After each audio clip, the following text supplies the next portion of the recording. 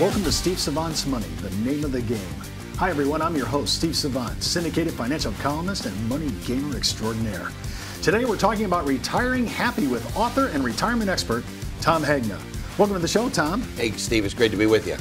You just did a huge PBS special that showed in December, and it's still showing all over the United States and their network. Tell me a little bit about this and why was this so popular with consumers? Yeah, so the show is called Don't Worry, Retire Happy, 7 Steps to Retirement Security. And it's on your public television. You can look for it. It's playing basically nationwide, and it's going to be playing for the next 2 years. And I think this is the first time the American people have been told just very simple things on how to retire the right way. You got to have a plan. You got to work with a financial professional. This is not a do-it-yourself project. You might have to work a little longer. You might need to save a little more. You got to have some guaranteed lifetime income to cover your basic expenses, optimize your portfolio to protect yourself against inflation, have a plan for long-term care, and use home equity wisely. If somebody wants to get your book, what site do you recommend? Yeah, retirehappynow.com, or they can call and pledge on public television. They can do that, or Amazon. It's on all those sites. Oh, that's great. Developing a retirement plan, that's number one. That has to be done. But let me ask you about this. You said something about working through retirement. Now, I never heard really people say, I just want to retire. That's the end game. But you're kind of seeing this new hybrid emerge. Yeah, so we talk about the importance of a hybrid retirement. There's a number of reasons why you want to do some work when you're in retirement. Even if it's just, it can be volunteer work, but if you can earn some money, there's some benefits. You can increase your savings. You can decrease your spending. You can increase your earnings and increase your Social Security benefits. Just by working a few years extra can do enormous things to the success of your retirement. It can be as simple as, like my plan, I'm gonna be a marshal on a golf course 2 days a week. You know why? Because I can get free green fees the other 5 days of a week. So just find something, and brain scientists have found it's important to stay engaged and socially connected. Well, now also when you talk in the special, you always talk about inflation and how this could really be hurtful for our savings. Talk a little bit about how can I protect myself against the cost of living?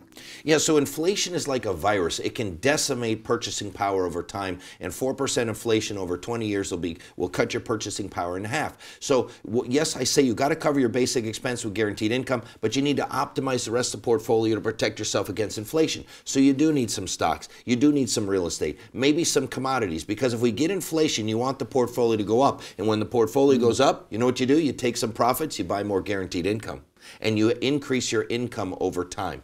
So this is a really important issue because I think people aren't addressing it. Right. So also, we always talk about the largest asset. We think it's our 401k. We think it's, some of our pension. But really, many times, it's really our home. And how can we use our equity wisely? A lot of word on the street is reverse mortgages. But you say maybe.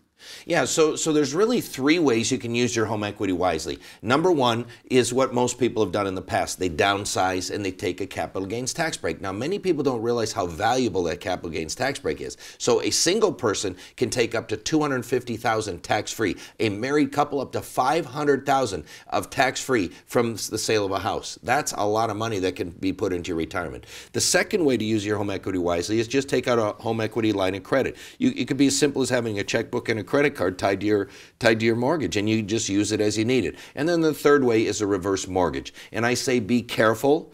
I think a reverse mortgage ought to be a last resort, not a first resort. You ought to work with a financial professional. Some people have found they've been a miracle. Some people have found they've been a nightmare. So I say be careful. When I think about having income, we all are going to have fixed expenses in retirement. I'm going to have utilities, gasoline, grocery, my property taxes if I own a home. But what about getting some guaranteed income to match up to this? Most of the time when you write about this, when I write about this, this is brand new to consumers. Yeah, well, the success of your retirement is all about income. It's not about your assets. And this is a paradigm shift. Because if you think about it, people have been taught for years, you got to make the pile bigger, and it's how big your pile is. No, your assets are simply numbers on a piece of paper. And those numbers on a piece of paper for the rest of your life are ever going to do 2 things. You're either going to spend that money or you're going to give that money. So what I say is it makes more sense to find out what's the best way to get income to spend and what's the most efficient way to give money. And I think you'll find the most efficient way to get money to spend is through guaranteed lifetime income, and the most efficient way to give money to others is with life insurance. And so you've got to have guaranteed income. The success of your retirement is really all about guaranteed lifetime income and taking risks off the table. Now, I think this is a new concept to most people. They say, you mean mean, it doesn't matter how long I live, I get this guaranteed income? It comes every month for the rest of your life. And you can set up for both of your lives. So it could pay you for the rest of your life. If you die, it pays your spouse for the rest of her life. So this is somewhat similar to Social Security. Well, Social Security is a lifetime income annuity, and a pension is a lifetime income annuity. See, people say, well, annuities are bad. No, annuities aren't bad. I don't know anybody who doesn't like their Social Security. I don't know anybody who doesn't like their pension.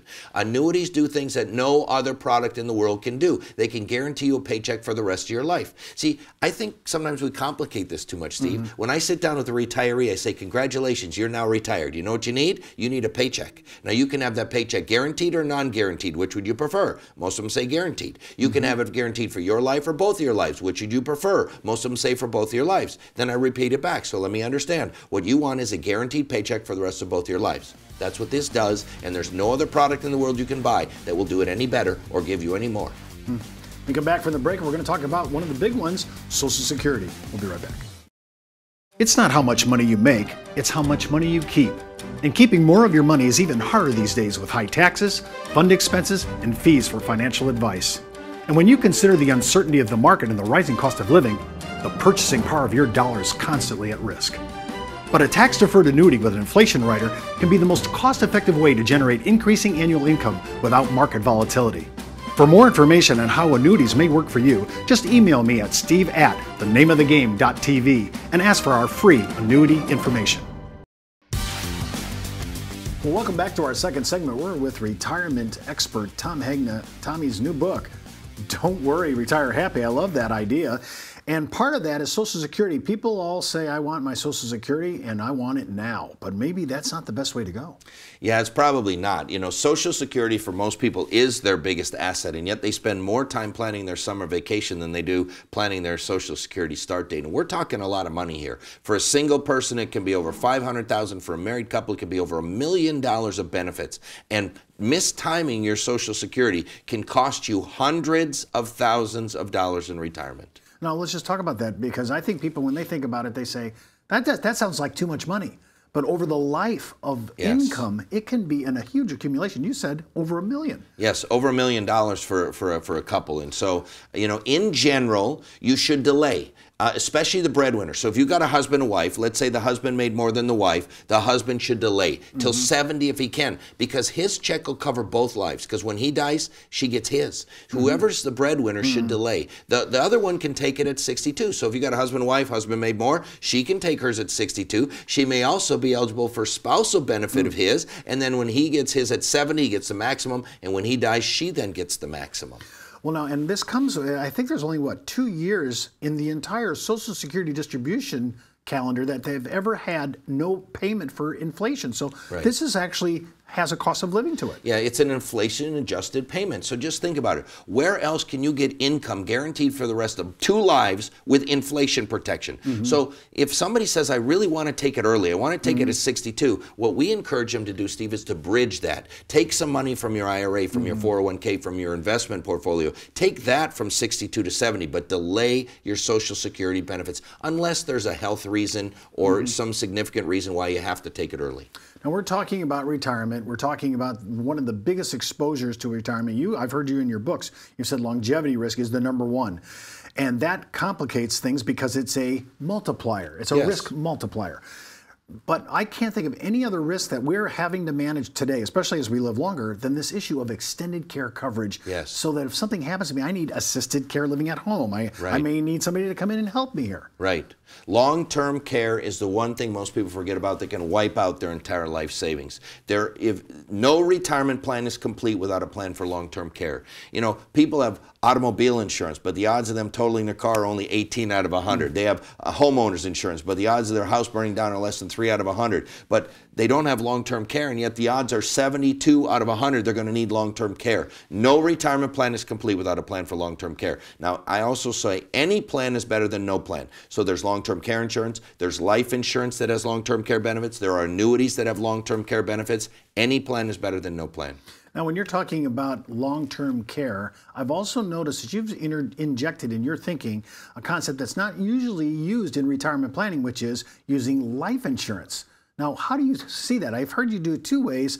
tax-free income, but I've also heard you say, I want to take care of my kids now so that I can live on the rest. Yeah, so a lot of people think life insurance has nothing to do with retirement. I say life insurance has everything to do with retirement. See, it's the life insurance you bring into retirement that gives you the license to spend your money. See, Steve, many people are living this just-in-case retirement. They don't fully enjoy their retirements. And part of the reason is, in the back of their mind, they keep thinking they got to leave some money to Johnny and Susie. They got to leave some money to Johnny and Susie. What I did was we decided how much money we were going to leave to our kids. And then we bought life insurance to go to the kids. Now that frees us up to spend all the rest of our money. We don't have to live a just-in-case retirement. So that's one way. The other way to use life insurance is you can take income tax-free off of life insurance. So if you pump money into life insurance, in retirement you can take that money out tax-free. So that's a great tax diversification idea as well. Absolutely. I love your idea, though. The death benefit on the life insurance takes care of the future generation. They're done, and now that frees you up. There's no more hostage taking. I don't have this thing in the back of my mind. I got to hold that back. And you can take life only, take the maximum longevity credits in these products that we talk about in these other shows, and so you can get maximum income. I say spend your money, give life insurance. I've heard you always talk about women in retirement and how the exposure for women is almost 3 to 4 times that it is for a man.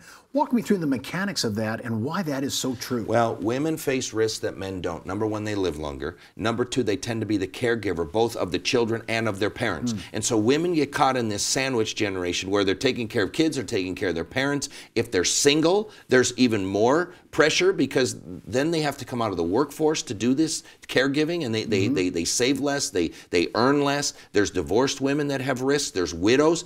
85% of the women over age 85 are widows. They all face risks that men don't face because they live longer. They tend to be the caregiver. And if you think about it, it's normally the husband that gets sick first. The wife takes care of him. The money gets put into his care. And then when she needs care, it isn't there. So we need to incorporate the survivor issue here. Yes. It sounds like to me that you're making a big deal of the retirement here for survivors, which usually is a woman. Yes. And they're the beneficiary of life insurance policy, but they're also the ones that, and many times these pensions only cover the man, or they only cover part, they only pay part of it to the women. So women face risks that men don't face.